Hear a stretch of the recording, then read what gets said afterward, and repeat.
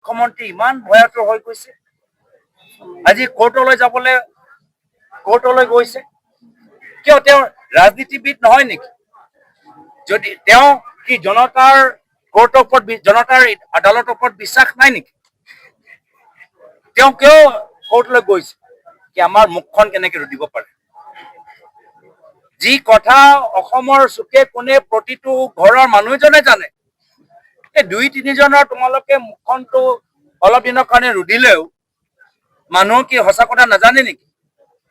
আৰু যদি মুখ্যমন্ত্ৰীৰ সাহস আছে তো জনতা আদালতৰ ভিতৰত এজন ৰাজনীতিবিদ দৰে আমাৰ লগত সন্মুখৰ পৰা ফাইট কৰক।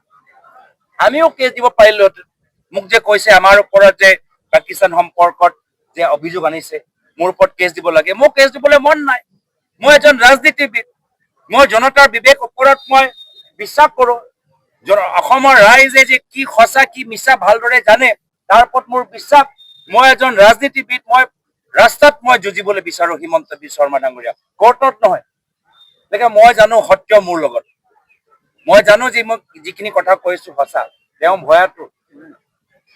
ভয়াতুৰ আমাৰ পৰা শংকিত হৈছে, আমাৰ পৰা ভয় কৰিছে, আমাৰ কথাখিনি স্তব্ধ কৰিবলৈ বিচাৰে।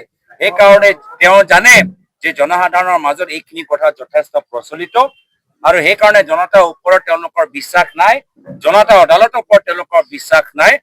ইমান কৰিলেও আমি পৰৱৰ্তী দিনত কংগ্ৰেছ দলে কি আইনী পদক্ষেপ ল'ব লাগে তাৰ ওপৰত আমি বিচাৰ কৰিম।